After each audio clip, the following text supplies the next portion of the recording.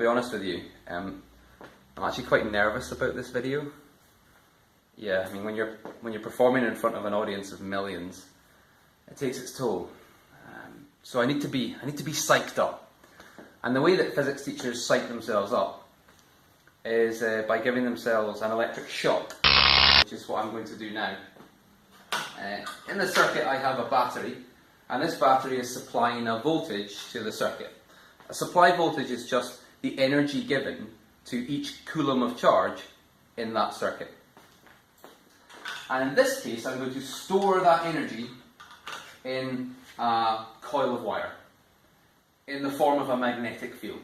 Now, you don't actually need to know how that works unless you're in advanced higher, in which case, why are you watching this?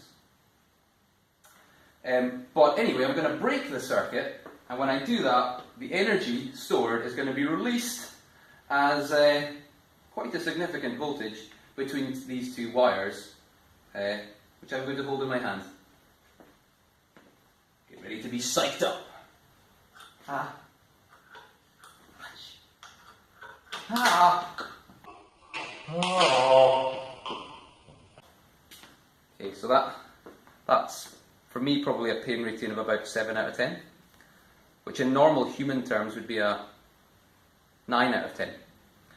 But the problem with this is this isn't very visual to show you guys voltage. So allow me to help by showing you the Van de Graaff generator.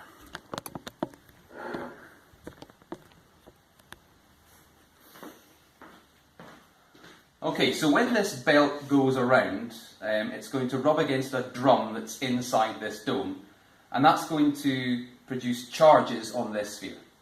And those charges have quite a lot of energy.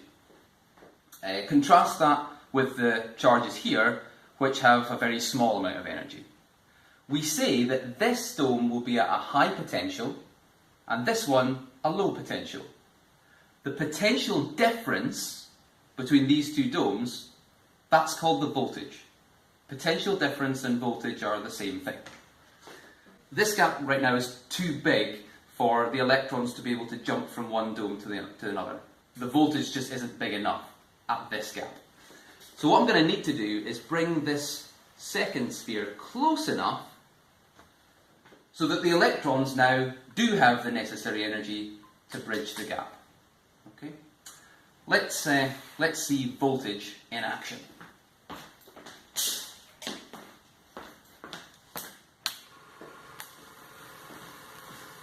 So those are the charges building up across the large sphere. I'm going to slide the smaller sphere towards it.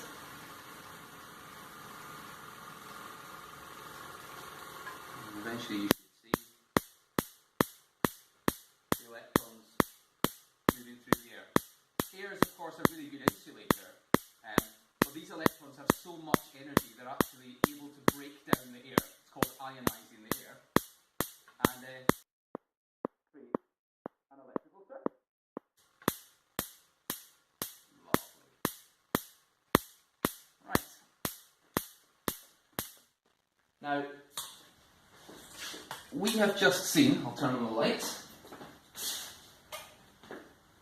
lightning in the classroom. And that's going to be pretty hard to top in this video, but I think I know how to do it. Brace yourselves, because this is going to be good.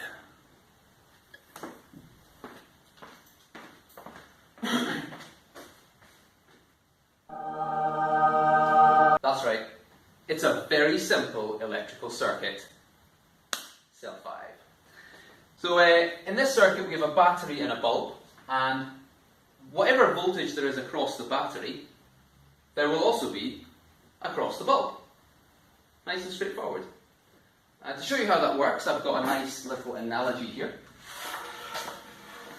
in this board. So there's my battery or cell. These are the wires, and here is our bulb.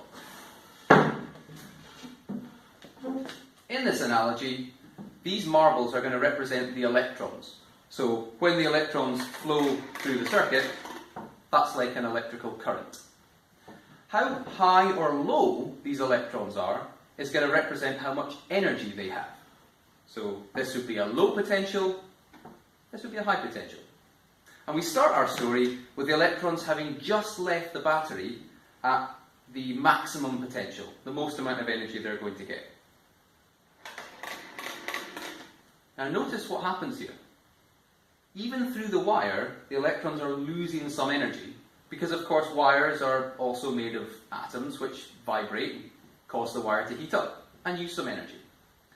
But as you will see, the vast majority of that energy is used up across the bulb.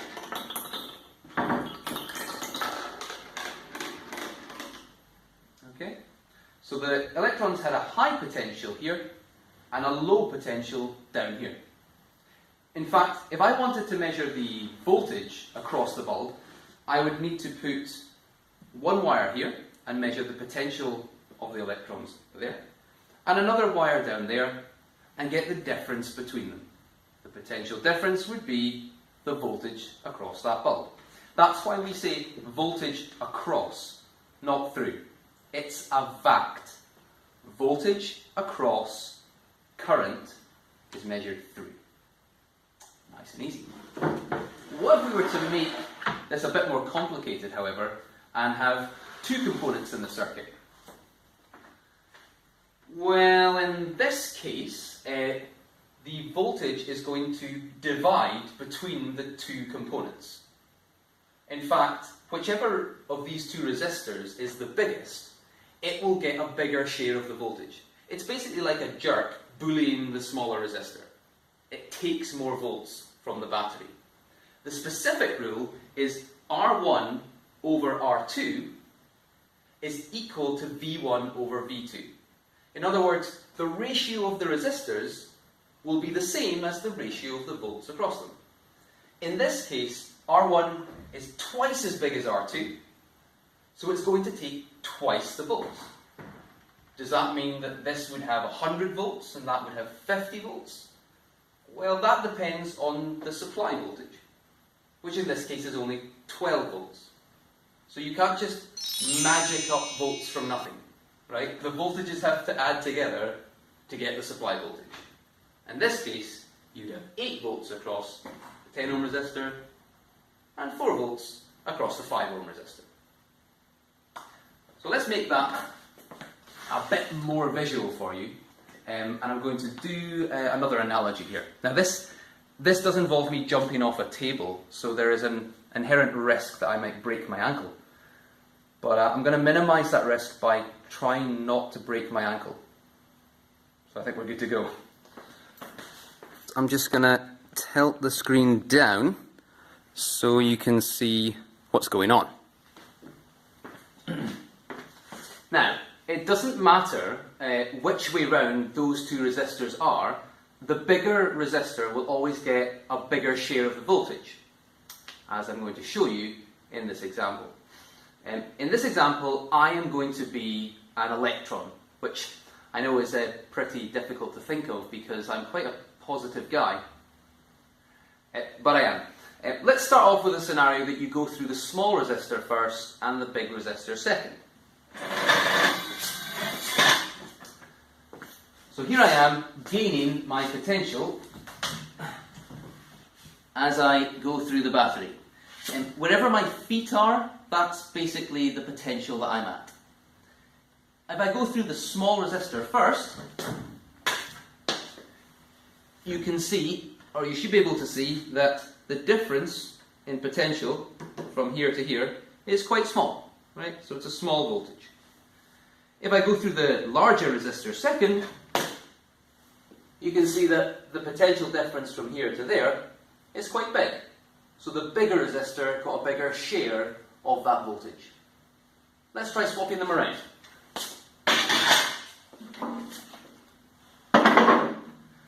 So I go through the battery again, but this time I go through the big resistor.